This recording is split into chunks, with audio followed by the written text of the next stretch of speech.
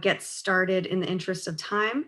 Welcome to the Protecting Our Water and Communities webinar. This is a virtual tour of the Schuylkill Highlands Cluster. For those of you who don't know me, my name is Virginia Basilotti, and I'm the Schuylkill Action Network Coordinator at the Partnership for the Delaware Estuary. We'll be moderating today's webinar along with Erica Rossetti, who will be managing the chat and Q&A. Erica's waving right there on her screen. And so just some quick tutorial for today. So first, all participants are automatically muted with the video turned off when joining the webinar. You should only be able to see presenters and moderators during this webinar. Second, if you have any questions during or after the presentations, please use the Q&A feature that you'll see at the bottom taskbar for Zoom. So Erica, as I mentioned, will be moderating the Q&A, and there's time for questions at the end of the webinar. But feel free, as I said, to type your questions in at any point. And then last, the webinar is being recorded in case you would like to view it later. And so now here on your screen, you'll see an overview of today's agenda. And so first, Kate Huddlemeyer will provide a brief introduction about the Schuylkill Highlands Cluster, including who we are, what we do, and where we work. Immediately followed, we'll showcase a flyover video of the Schuylkill Highlands region, courtesy of Lighthawk. And then our second presenter is Jack Stefferoyd, who is with Natural Lands, who will present about the Highlands Conservation Act, a key funding program of the Land and Water Conservation Fund. And then after Jack, we'll have two case studies. The first is a farm in Berks County called the Love Farm, and Sarah Chudnovsky of Berks Nature will present about that project. The second case study is the Thomas P. Bentley Nature Preserve in Chester County, which Bill Gladden of French and Pickering Creeks Conservation Trust will present about. And then at the end of our webinar, we will have about 15 minutes for questions. So please use the Q&A feature for that. And so with that, I'll turn it over to Kate Huddlemeyer to kick us off with today's webinar. Hi, everybody. So first of all, thank you so much, Virginia. She said, my name is Kate Huddlemeyer, and on behalf of all of our partners, I want to wish everyone who's joined us a warm welcome, albeit virtually, in the Schuylkill Highlands, or to the Schuylkill Highlands, I should say. And feel free to drop in the Q&A section your name and where you're joining us from. We'd love to hear about who's with us today, since we can't all see each other. Next slide, Virginia. So I would certainly be remiss if I didn't begin by introducing the 7 partner organizations who are also serving as today's co-hosts. We have Berks Nature, Audubon, Pennsylvania, Green Valleys Watershed Association, the Stroud Water Research Center, the Partnership for the Delaware Estuary, Natural Lands, and Pickering Creeks Conservation Trust. These nonprofits work collaboratively through the Delaware River Watershed Initiative, or DRWI for short, and we're so happy to be able to share some of that work with you here today. Next slide. So to set the scene, the DRWI was launched by the William Penn Foundation in 2014, bringing together a multitude of nonprofit partners across the 4 states of the basin with the goal of improving water quality in the Delaware River and its tributaries. To date, the foundation has invested $75 million plus in this initiative, resulting in tens of thousands of acres of preserved forest lands and better managed agricultural and urbanized lands. And we're excited to keep this work going as the initiative will continue through 2025. So if you take a look at the map on your screen, you'll see that there are 8 targeted areas for this investment in preservation and restoration, which we call clusters. So we're here virtually in the Schuylkill Highlands Cluster, which covers parts of northern Chester County and southern Berks County, PA. Our main focus for our collective work is on land preservation, supplemented by agricultural and stormwater restoration to address hotspot impacts to local water quality. The support of the William Penn Foundation through this initiative has allowed our cluster organizations to grow and enhance their relationship with an incredible network of local and state partners, including the PA Department of Conservation and Natural Resources, the Department of Environmental Protection, county preservation programs, local municipalities, and a variety of private partners. Together, we're working on the shared goal of protecting and enhancing not only water quality in this region, but also the quality of life, really, for everyone who calls the Schuylkill Highlands geography home. Next slide. So as I mentioned, our goal here in the Schuylkill Highlands and the DRWI is clean water for all. And the waters in this region in particular are absolutely critical for making that a reality in Southeast PA. The vast majority of the streams in the Schuylkill Highlands geography have been designated by PADEP as either exceptional value, which you'll see on the map here in blue, or high quality, which are in green. And protecting these waterways into the future includes preserving the large tracts of forested lands, which help provide clean and abundant water, as well as working with communities and landowners to reduce the impact that our human actions have on water quality, which leads me pretty nicely, if I do say so myself, into the collective nature of our work. So Virginia, if you could advance to the next slide. Our targeted strategies, including land preservation and agricultural and stormwater restoration efforts, are clustered together in designated focus areas throughout the Schuylkill Highlands in an effort to aggregate our on-the-ground impact on water quality. We supplement these hands-on projects with a wide variety of strategies at the landscape level, which you can see listed here. And those strategies in particular emphasize working with private landowners, municipalities, businesses, and schools to ensure that, one, we're amplifying the importance of clean water work, but also to really empower those in our communities to take on that work themselves and really build upon the work that the individual partners in the cluster are doing. And then I do think it's important to mention that all of these efforts are underpinned by a commitment to science and understanding what our work means at the stream level. And so through a combination of computer modeling, professional water quality monitoring, and citizen science, we're tracking how healthy our streams are and how our work through this initiative and the work of our partners is really moving the needle.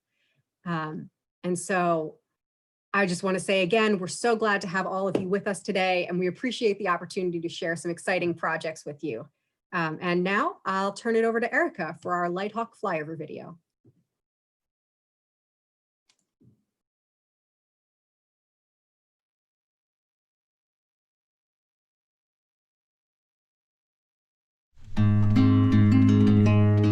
You value the wild spaces in our region. Today, we want to take you on an aerial tour of the Schuylkill Highlands Cluster, 171 square miles of high value and exceptional quality streams close to Philadelphia. This partnership between French and Pickering Creeks Conservation Trust, Lighthawk Conservation Flying, and Natural Lands showcases some of our most cherished natural resources. Our pilot Bob and his trusty plane took us on an exciting journey, so strap in and come fly with us.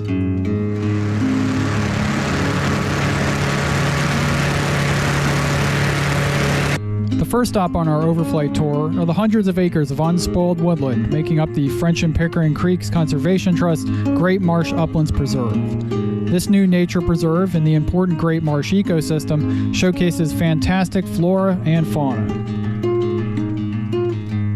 To the east, more pristine woodlands is under easement with Natural Lands as part of our valuable private easement system in Hopewell Bigwoods. As we travel south and east, our flight takes us to a lesser-known trailhead to the 500 acres of Natural Lands Bren Coed Preserve. While we bank the plane north and west, we end up flying over many preserved properties in West Vincent Township, including the many acres of private ground in the 16 and 18 years conservation projects managed by French and Pickering. And here, you can see us passing over the main parking lot of Brent Coed Preserve. This is where visitors can access the rolling meadows of this beautiful space.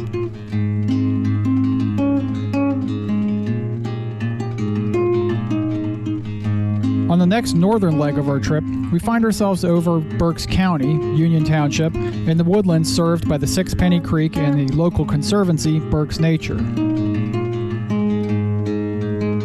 Just over the next ridge is French Creek State Park, home to Hopewell Lake, one of our largest regional recreation areas.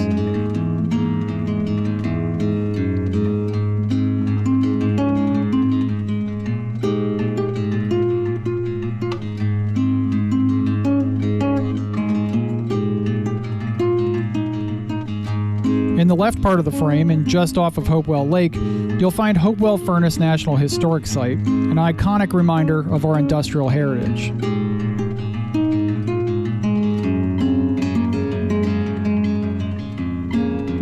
This footage truly showcases some incredible gains in preservation. It's taken decades of hard work by our local conservation organizations to get to this point. So let's continue the tradition and make sure that our region stays green for years to come.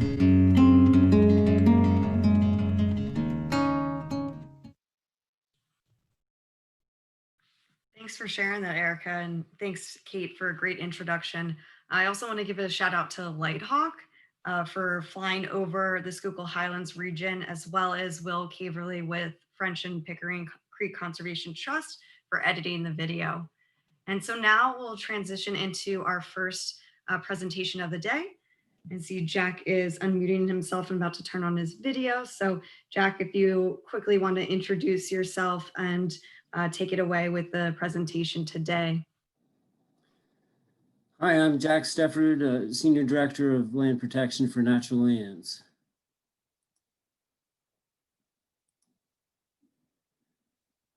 In 1965, Congress passed the Land and Water Conservation Fund. In the 50 plus years that fund has been in existence, we are blessed to have had that as part of our land preservation opportunity. The fund has protected 2.37 million acres, with the funding from the fund coming wholly from offshore oil and gas revenues. The purpose of the fund was to assist in preserving, developing, and ensuring accessibility to quality outdoor recreation resources as may be available and are necessary and desirable for individual active participation in such recreation, and to strengthen the health and vitality of the citizens of the United States. Whew, it's a big lift. Over time, there's been a number of different components to the Land and Water Conservation Fund. I think that we all, when we all think of the Land and Water Conservation Fund, the State and Local Assistance Program is what immediately comes to mind. It's administered by the National Park Service. It's a matching grant program for state, local, and tribal governments to create and expand parks and recreation facilities and those kinds of things. But in addition to that, there's the Outdoor Recreation Legacy Partnership Program, which is urban lands, specifically for disadvantaged communities, and especially communities that really don't have good access to outdoor recreation. There's the Forest Legacy Program for working forests. There's the Cooperative Endangered Species Conservation Fund, often known as Section 6 funds, for species habitat conservation on non-federal lands. There's the American Battlefield Protection Program, which obviously protects battlefields within the United States. And finally, there's the Highlands Conservation Act. The Highlands Conservation Act was specifically for protection of drinking water supplies in America's most densely populated metropolitan regions. Basically, it's the mid-Atlantic region that stretches, from Pennsylvania, New Jersey, New York, and into Connecticut. It's 3.5 million acres of forested lands. The original act,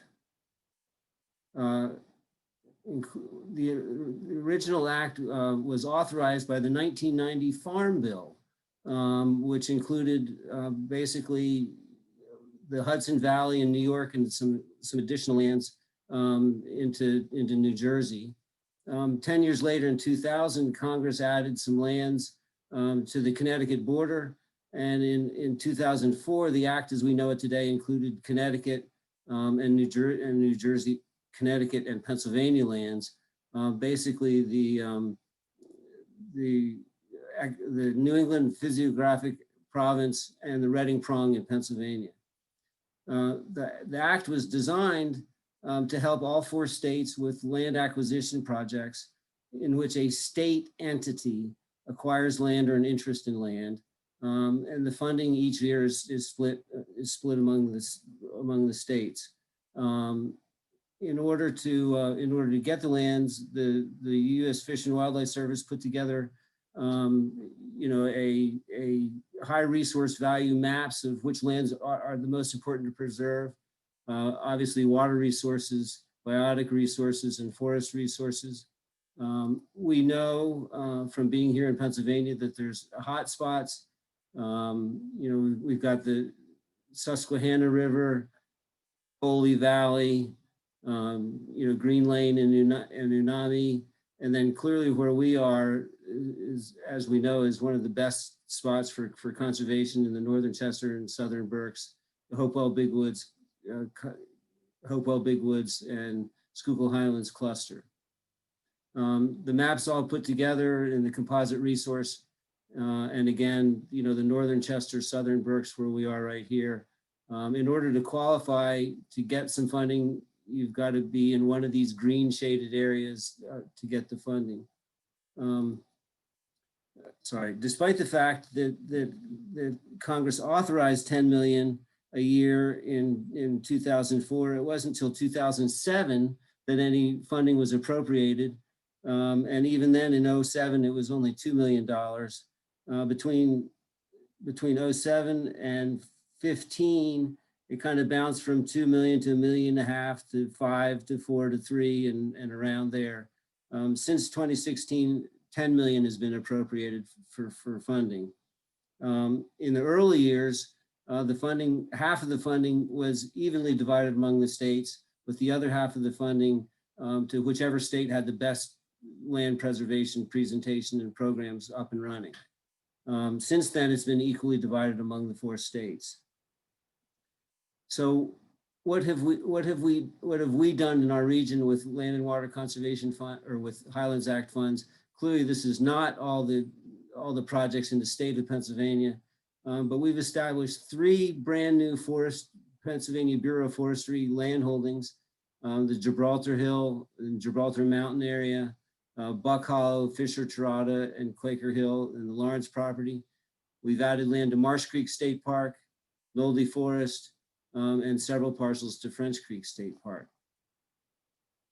I think that everybody knows that in August of this past year, the Great American Outdoors Act was signed into law. That act fully funds the Land and Water Conservation Fund at $900 million a year. One of the very few bipartisan things that has happened in our Senate for a long time. But the wide margin is exemplified by the US Senate passing by 73 to 25 and the House of Representatives 301 to 107. To date, the Highlands program has conserved over 8,000 acres among the 4 states. And we are in the last year of its reauthorization. We're in the process right now of reauthorizing, hopefully to 2028. The House of Sean Patrick Maloney of New York has introduced a bill to extend it to the 2028 deadline. And there's a few other changes, hopefully that'll occur. One is that funding will move from 10 million to 20 million annually. Expansion of the Highlands Act boundary to allow some additional lands that could be conserved. Relying on not just the Forest Service's study, but additional best science available. And perhaps most importantly, the bill as it's written right now will expand potential title holders to include not just the states, but state entities, state agencies, municipalities, counties, or qualified land conservation organizations. So when the time comes, I'm sure that we'll all we'll all know when to contact our legislators when that bill comes up for the table. Thank you very much. Great, thanks so much, Jack. And so next we are moving into our case studies. Jack, if you just want to share, there you go. So first up, we have Sarah Chudnovsky with Berks Nature, who's going to present about the Love Project. So Sarah, take it away. Hi, everyone. I'm here in Reading, PA, and I work with Berks Nature as a land protection specialist, and I'll also be talking a lot about the work of our senior ecologist, Larry Lloyd. So I will share my screen.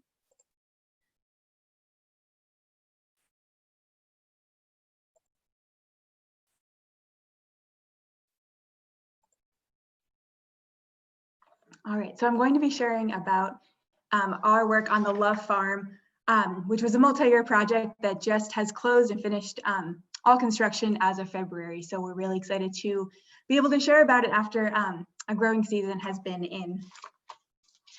So for some context, I will start off with where we're located in the overall geography that we've been talking about. And so, excuse the overload of maps, but on the left, you can see where the Love Farm is in relation to all the other protected property that are in the area, like Jack was just talking about. So there's lots of different colors because there's lots of different type of land ownership and protection methods. But as you can see, the Love Farm is really clustered in the heart of where we're doing all of this work and where we're investing our time and effort and money. So then in the center, you can see where the Love Farm is in relation to our region with Berks County and fairly off towards the right, a little bit hidden. So it's in southern Berks, just adjoining our Chester County partners. And then lastly, there's I've outlined where it is within the Schuylkill Highlands Cluster. So as you can see, it's in the Beaver Run Watershed, which is a tributary in the Hay Creek Watershed, and it is designated exceptional value. So we're really committed to being able to maintain that status. And the property itself is a mix of both forest and pasture and cultivated land for sorghum and hay. And it is an active family farm with multi-generational presence right now. And yeah, you can see where the Beaver Run, the tributary for Beaver Run goes through the property just down here. With the house, right, I'll be showing pictures of this. The house is here and the barnyard. And so while this was a whole farm project, a lot of the best management practice work really happened just right around this cluster. So the property is 70% forested within the pasture and sorghum and hay and the barnyard. And the property is owned by the Love family and it's farmed by Doug Love, his wife Marcia, and their daughter Courtney. And Doug has farmed this farm and his family for many years, and he also farms many of the adjoining acreage in the area. And he's a lifelong member of the Hay Creek Watershed Association. And one of the barriers to implementing the changes that we've done now was land tenure, and this is a theme we see across Berks County, many rural areas, where a lot of farmers want to make the investments in caring for the streams and the soil on their property and are blocked by not having land ownership. And so that is something this project was able to help clear for the Love family. For many years, Doug's parents owned it, and also then he was finally able to buy the property, but to do that he had to take out a mortgage at the age of almost 70. And so this project with establishing a conservation easement actually allowed him to then put some of that money for the easement purchase towards the mortgage and make it be more possible for him to pass the farm down to his daughter, the next generation. But before I talk about what we did, I'm also going to show you the before photos. So when Doug did obtain ownership of the farm, there was a lot of work to do. And there was a big list that he had been accumulating. And so when settlers first came here and established these farms, they wanted to be near water. And so a lot of farms are right on the stream, which made sense if you're just operating with horsepower, manual power, but is a really big issue today after all those decades and centuries of livestock being along water has accumulated at this point to result in what we see now. And so, as you can see, the barnyard was suffering from a lot of erosion and overuse by the animals. On the Love farm, there are sheep and beef. There is a little donkey that herds around the sheep. He has a very important role. And so there's a lot going on, and there is a lot of work to do. So these pictures were taken in 2017 and 2018. So when Doug got the farm, he came to Larry Lloyd and they got to work. Here's another photo of what we were started off with. So the project had a lot of parts. When I look at this list, it actually looks like very neat and tidy, but it was a really multi-layered, multi-year project with a lot of moving pieces that had to happen in the right order with a lot of course, other weather factors and funding. So they, the biggest part in the beginning was the conservation easement, which then allowed the Loves to maintain ownership of the farm and also protects all the investments. And that was funded generously through the Open Space Institute and is focused on the riparian buffer, which is that tributary to Beaver Run. And in addition to that, we also worked on restoration and planting more trees. So the restoration piece was installing the riparian buffer that block a fence to block the wildlife, or not the wildlife, to stop the livestock from getting into the stream. So, and then there's a huge project with NRCS to implement the best management practices, and that happened through the RCPP EQIP program, so the Regional Conservation Partnership Program, Environmental Quality Incentives Program. And this is a special fund for the Schuylkill River Watershed that our senior ecologist Larry Lloyd was aware of and was able to connect the Loves to. And so NRCS came in and did an incredible job of building out a plan for the property and taking that whole farm approach of looking at the whole big picture of everything that was all the moving parts. And so around the barnyard, there were a lot of things implemented for stormwater management, like a roof dry manure storage facility that can contain the manure and stop it from running off into the stream in the barnyard, but can also then hold it, and then the Loves can spread it across the field at the appropriate time according to the conservation plan, which NRCS also helped develop, that helps determine crop rotation and grazing rotations for the whole property.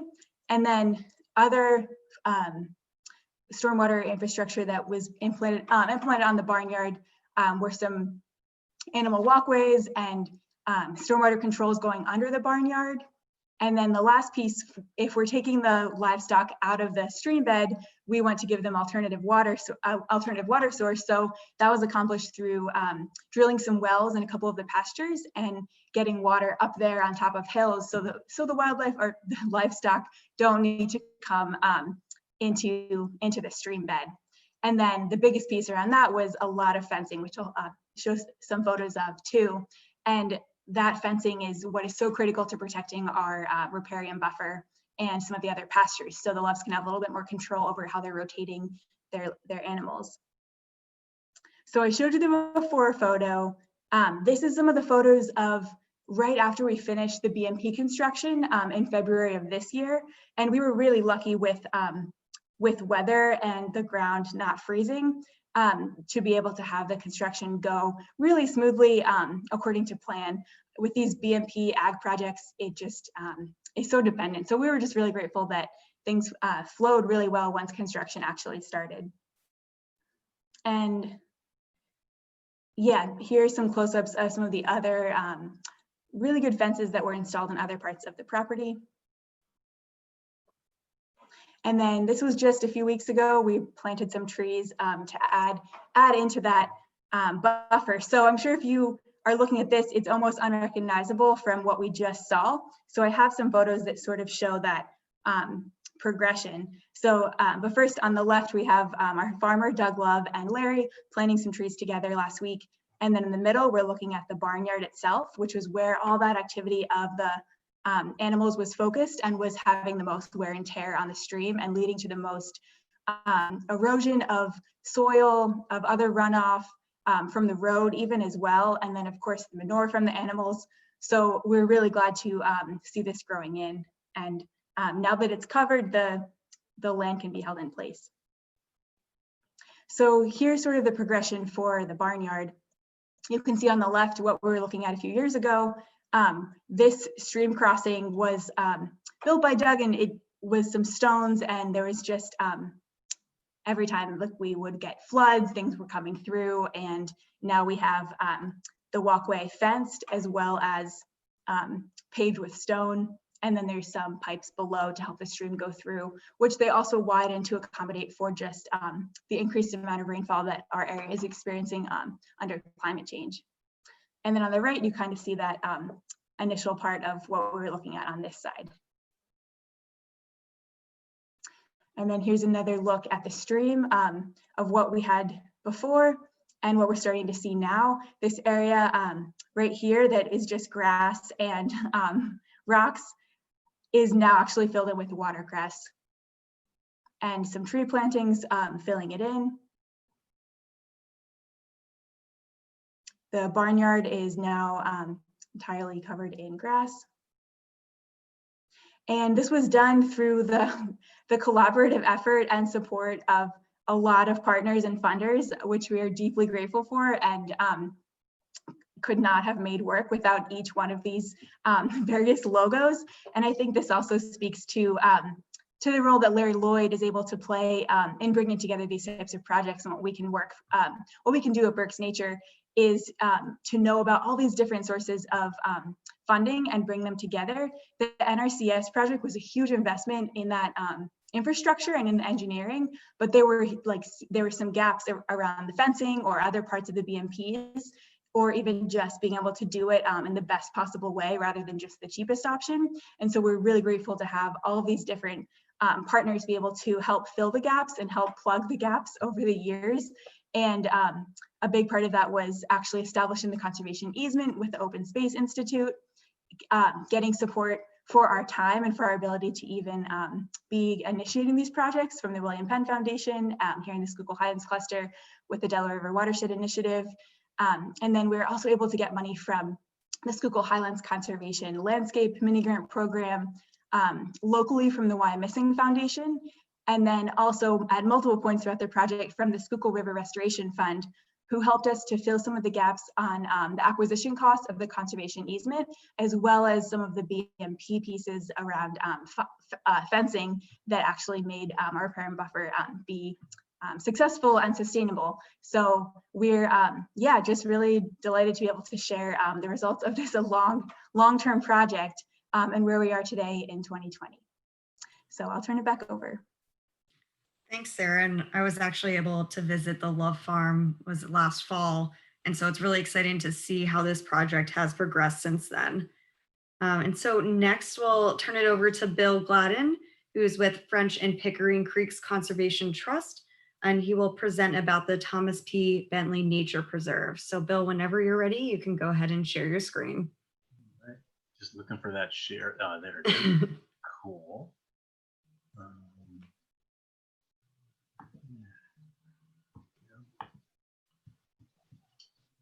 I'll wait for that to go. Thanks, Virginia. I'm Bill Gladden, Executive Director of French and Pickering Creek Conservation Trust. I want to thank everybody for joining us here virtually. It's a shame that we aren't able to do that out in person. It's my pleasure to share with you some of the restoration and recreation work that's been underway and analyzed and assessed at the Thomas P. Bentley Nature Preserve.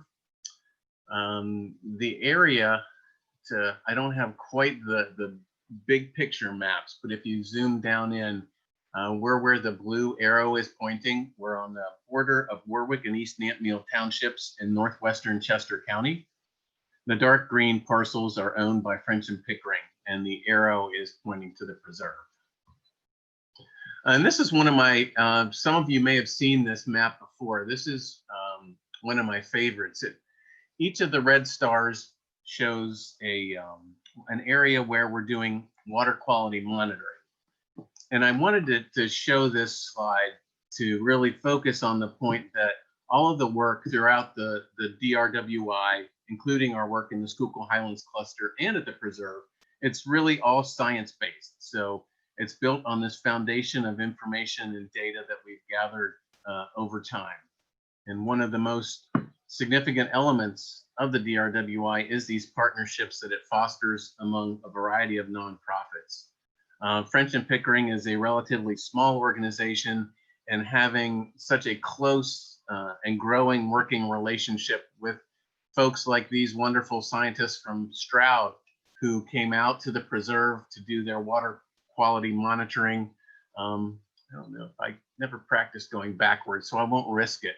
But take my word for it, we were the middle red star in the map that you saw. So we are one of the data collection points here in the middle, and also another one further downstream. They dove right in, and almost literally, and started doing their sampling. They checked for aquatic life. They got down and took and scrubbed the rocks and looked at what types of water quality data they could gather. They collected it into their nets there, and it was wonderful. They're talking to them and finding out some of the information that they've gleaned over the years from upstream and from downstream. And this was a good indicator. They found a lot in there. And as you could see, the water was really clean, and it's also gets even cleaner as it goes downstream. But we want to make sure that we do everything we can to keep it clean and to look for ways to make it even cleaner. To help us identify some problem areas and possible solutions, the William Penn Foundation funded an assessment, and part of that is shown in this slide. We looked at some water quality issues, and basically what's happening is you see in the middle of the screen, that's the south branch of French Creek. And the water, and that's at the low point, and the water's flowing down from the north down a roadway, and also from the south flowing downhill along a roadway. And the water's bouncing its way back and forth on both roads as it works its way down to the creek, and it brings all kinds of runoff with it that we really want to find ways to mitigate. And the study helped us to identify some things that we can do to help slow the water down and absorb some of the energy and frankly some of the water along the way. And we're in the process of looking for funds and partners to help implement some of those. And in the meantime, we're doing things that are a little bit lower cost and a little more labor intensive, or at least the kind of labor that we're able to do with volunteers and with our staff, and that's tree planting. And this was in 2019, and this is our second round of planting in an area that we fenced off to protect the young trees from the deer. And it's been really cool also to go there and look and see not just the trees, but the really interesting native vegetation that's come up as a result of being protected from the deer browse. And part of our mission is to connect people to the land as an organization, and it's also one of the elements of the Delaware River Watershed Initiative. So providing public access is really important. This slide shows a kiosk that welcomes visitors to the preserve. We want to encourage responsible visitation. And this slide has my own very elegantly hand-drawn black line that shows a trail network that we're really in the process of putting in place.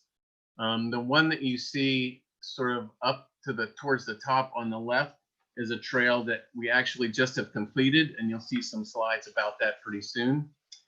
And it makes its way across Valleyway Road, and then it sort of goes past some highlights that I'll be showing you here and trying to give you a virtual idea of what that's like.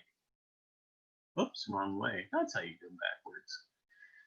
This is facing from around where the kiosk is, looking south towards the creek. And when we looked down here, it was a clear area where deer had gone down, and it really looked inviting for us as a perfect place to lay out and put in a trail to help people get down there and to get even more connected to the resource.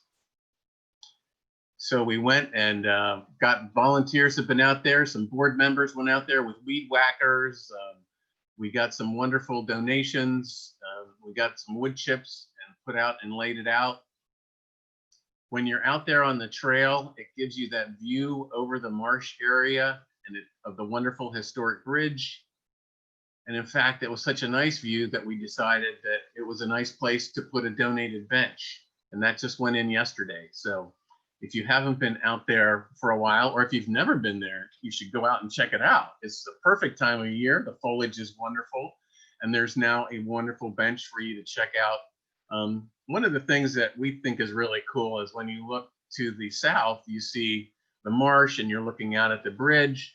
And if you turn around and face north, you see the cultural resources in the historic furnace and just really get a sense of a lot of the history that's occurred there. So we wanted to also provide these additional trail networks along on the other side of the road. And people were sort of getting lost. So we put in some trail markers. The trail starts to go up Valley Way towards the south uphill. Oops. And the first thing is you see in the left side panel is Anna's Oak, which is one of the highlights of our natural area. Our records show it as the second largest white oak in size. And we think one of the reasons is that it's really by an area that's sort of spring fed and it was pretty rocky. So it was tough to get to and it always had a source of water. So it's just been there growing a long time. And then as you proceed beyond that Anna's Oak, we've created a path that takes you down through the trees and takes you down along the creek. And that's another place where we plan to put some benches for people to observe, and it really helps people to get connected to nature. And from there, you can go along the creek and go uphill towards the tree vitalized area that you saw earlier through our volunteers putting those trees in. And it's great to have the trail go there so people can just go and check out. It's an amazing amount of wildlife that loves being in that nice protected area as well. And there's a stream that feeds on the far side of tree vitalized that also it really pretty much has continuous gurgling water from the springs that feed it and go down into the south branch. And where you see those dark trees that graphic that I put in there, that's an area that we want to continue with this restoration. We have a tree vitalize a meeting out on site next week. We're hopeful that we'll get some grant funds to do that. In this area, we're just going to do the plantings with the tubes around them and not do a full-fledged fence type of operation.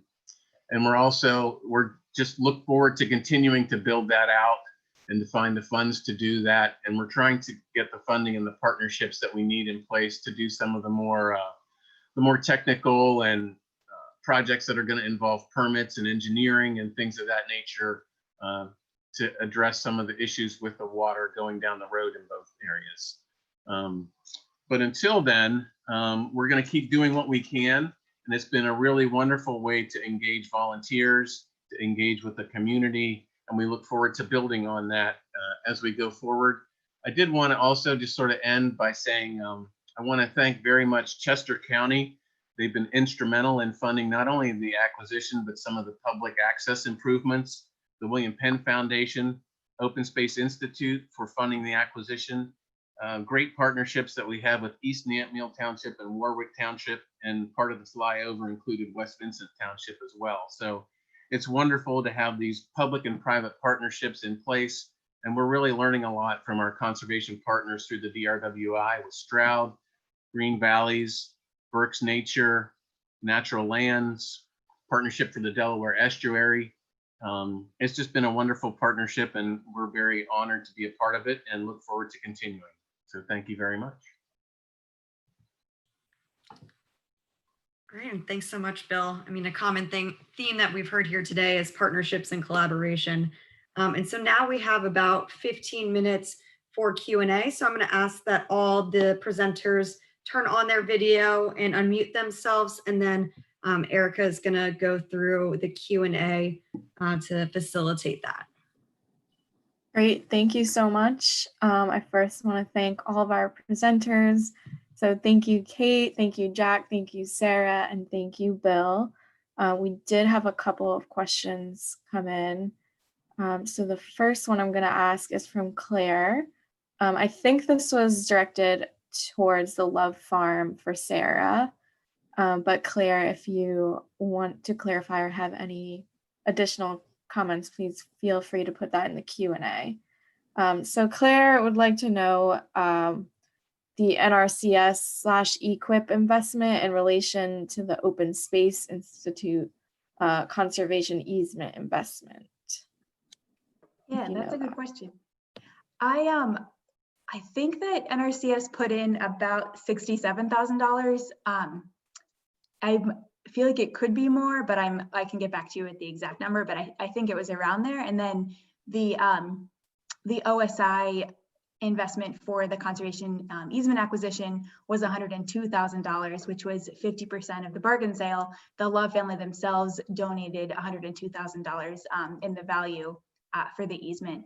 And then also along with the Ag BMPs, a big chunk of that $20,000 came from the Schuylkill Highlands Conservation Landscape Initiative. The Wyomissing Foundation was $15,000, Palta was $6,000, their restoration fund was $4,000 one year, and something even more the next year. So that, yeah, it's just such a combination of federal funding, state funding, foundation funding, local partners. We got everybody. Thanks, Sarah. So it looks like it was like definitely over $200,000 in funding for that project. And then quickly as a follow-up to that, Claire was wondering if there's more work to do, and if so, where will that future funding come from? Yeah, I don't want to say there's no more work to do, because that's something, yeah, there's always more work to do, and Larry would I could never say that we're done. In Larry's world, I do think that the bulk of that investment in the barnyard and in the immediate impacts to the stream are finished. That big chunk of it is done. We did just plant more trees this spring using funding from another local foundation that gave us money for tree planting across Berks County this year. So I do think that the other land that Doug Love farms is currently unprotected, and I know we've probably mentioned this before. Those landowners are aging and do not want to do conservation before, like right now. But I think that if we're really going to think about with the conservation plan that Doug Love is currently using, I talked about the stormwater management and the those plans for the barnyard, but the conservation plan will cover actually all the land he is currently cultivating, which is beyond the land that he owns.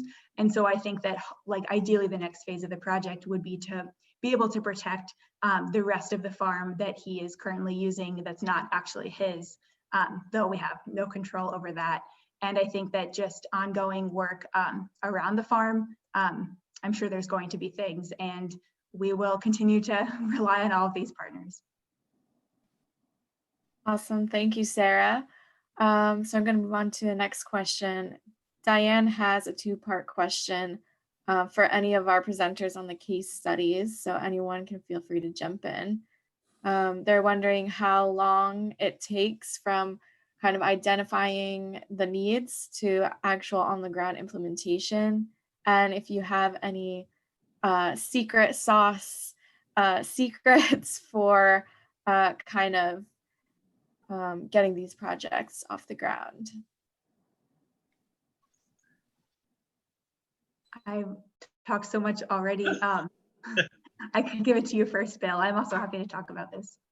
Well, I think for us anyway, it's a mix. Obviously, we haven't cracked the code yet on getting the funding and the technical expertise to do, and the partnerships in place to do the more technical aspects. So we've looked at finding bite-sized pieces and things that we can do. And so we're doing both in parallel. And that doesn't really answer the question. I guess the answer is it's really difficult and it's very challenging, and it requires a lot of perseverance. We've applied to a couple of different funding sources and been unsuccessful. And we're continuing to look at ways to package it. And you can never really tell, having been on the funding side, you never know from year to year how much money you're going to have to work with in terms of giving out the grants, and you're never really sure what the competition is going to be. So now that I'm on the side of the table looking for the funds, you just have to keep at it. You know, you talk to the people and find out what it was that they're looking for or what you can do to strengthen it, and just keep trying year after year and hope the funds stay in place. You build out your partnerships and keep doing what you can. So I don't think that there's a real definitive number where you can say, oh, well, these projects take X years. It really depends on a lot of variables, and many of them are out of your control. It's just a matter of doing your best with the ones that are within your control. At least that's where we're at, and that's why we're planting trees. And I'll add into that, Bill's right, a little bit of luck and a lot of persistence.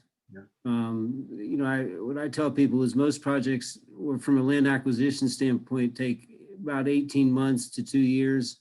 That's kind of the median. Bill and I both know of projects that we've closed that have taken 15, 20, and 25 years. So the persistence and keeping at it, and it can be frustrating, but rewarding too. Yeah, I could definitely add that Doug Love and his family joined the Hay Creek Watershed Association in the 90s, and Larry Lloyd's been working in the area since then as well. So I think this is one of those like projects that probably was decades in the making. The Loves were just waiting to get that land tenure.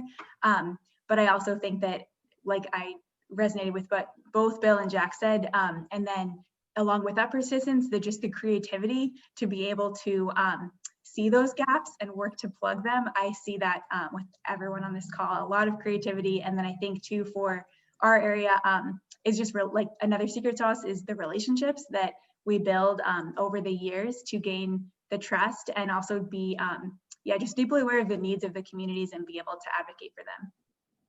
And just to not to carry this on too much longer, but I did want to say that we view it as another benefit of having the trail network and having the public get out there and engaged. And the Love Farm, I do think, visible from the roadway. I mean, you know, the more that people can see and connect and understand what you're trying to do, we're hopeful that getting people out there, showing them the tree plantings that we're doing, getting them engaged, and talking about some of these others will be another way to generate some more interest and get some more traction and partnerships together.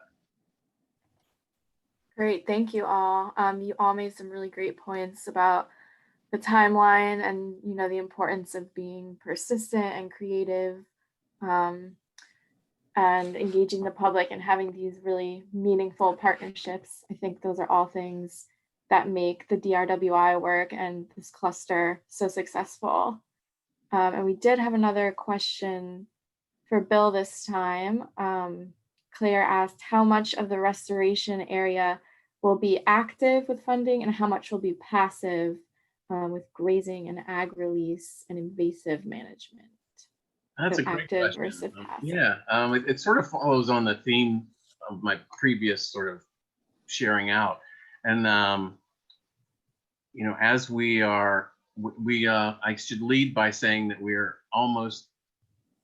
putting the final touches on a resource management plan for the entire preserve that has been we've had a resource committee, and we've brought that forward to the executive committee and shared it with the board of directors. It's been 10 months in the making, so we're assessing that.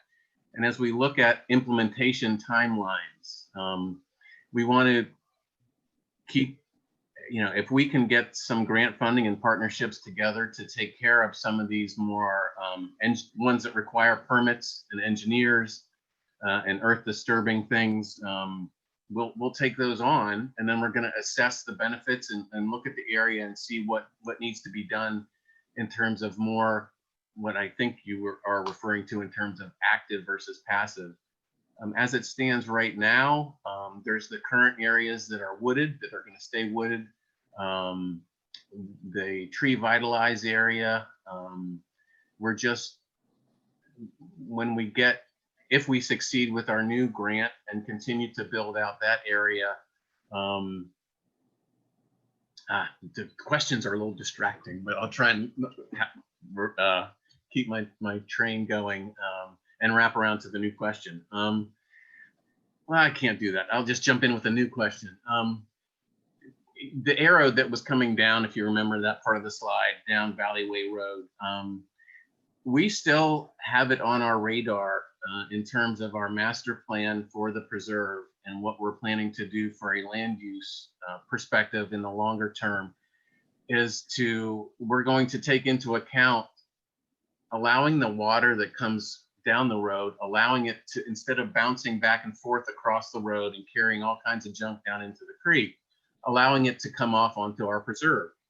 We're going to invite the water to go onto the preserve, and the thought process that we currently have is that a level spreader would be the most cost efficient and effective way to deal with that energy and to send it in and replenish a wetland.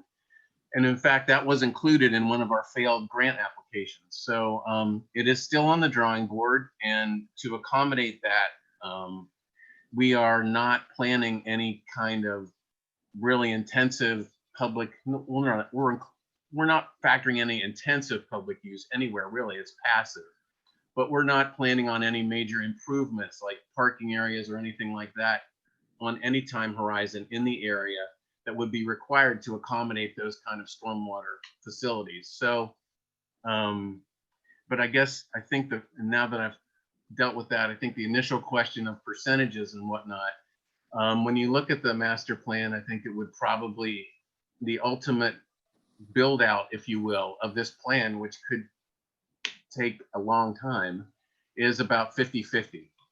Having it in, controlling the invasives, passive management versus when we've gone in and actively put in stormwater facilities, created wetlands, planted trees, etc. So roughly 50-50. And in the meantime, it's probably about 90-10. And we are really fortunate to be working with a good land manager to do it in meadow management and to keep the invasives down and absorb as much of the runoff as possible while we continue to try and put those other more complex projects together. Great, thank you, Bill. I think we answered everybody's questions here, and we have about a minute left. So I will just say some resources and the links to the videos will be sent out in an email after this webinar, and I'll turn it back over to Virginia for any last minute wrap up. Thanks, Erica. You pretty much covered it as far as follow up for the webinar, and I just want to give another round of applause to all our presenters here today for joining us here virtually to give a tour of the Schuylkill Highlands Cluster. And thanks to all of our attendees for joining us here today. We hope to see you at a future virtual event, or you can tune in on this webinar again if you're interested. Thanks again, everyone.